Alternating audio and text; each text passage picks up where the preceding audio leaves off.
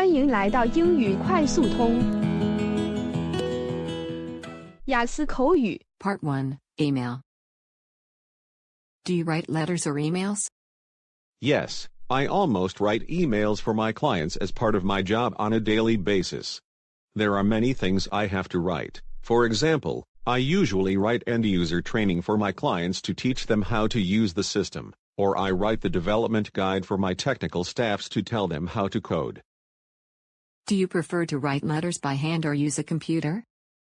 If I were to choose between the two, I'll probably go with writing things with a computer. I believe that in the age of fast living and a culture of convenience, writing things with computers can bring people convenience and efficiency, whereas handwriting is really time-consuming and hard to share. What do you usually write about? Normally it seems like a daily routine for me to write emails to my clients about how to use the system. But if they complain to me about the poor user experience, I sometimes really find myself getting stuck in explaining to comfort them. Who do you usually write to? Well, I always use email as an official way of sending and receiving information. I usually communicate with my colleagues and seniors regarding official work. How do you feel when you receive a letter? I would be feeling both honored and excited to receive a letter or email from other because the sender has spent time writing it, especially when someone writes to me to appreciate me or compliment me about my responsible work.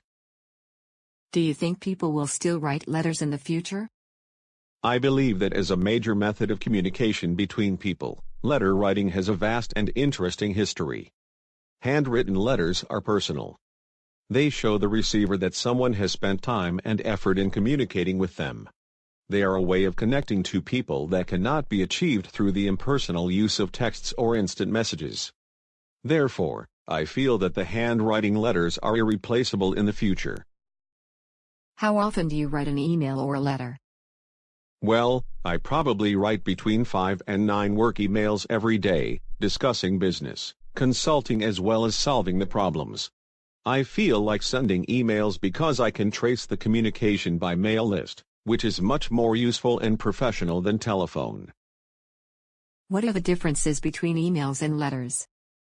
The differences between emails and letters is that emails are sent electronically and arrives faster to the person that you are sending it to. While on the other hand, letters takes a little bit longer to arrive to the person and can be lost from the mailing company, especially when sending it overseas. Also, it costs money. What kinds of email do you think is the hardest to write? I think applying for jobs via email is especially difficult because it's tricky to pitch the tone perfectly. On the one hand, it's important to appear professional, so formal language is a must. On the other hand, you need to make sure the person who reads your email is interested and intrigued, but this is very difficult to achieve through a rather cold method of communication such as email. What sorts of letters or emails are the most difficult to reply to? Formal emails, like the ones you send to recruiters, to your boss, to your professor and so on, are very difficult to write. You have to choose the right tone for the emails so that they do not appear too casual or too serious, and you have to pay attention to the format of the emails too. Which do you prefer, to make a phone call or write an email? It depends on the situation. I use email and text messages to communicate with colleagues and friends, but my parents prefer I phone them. 谢谢收看。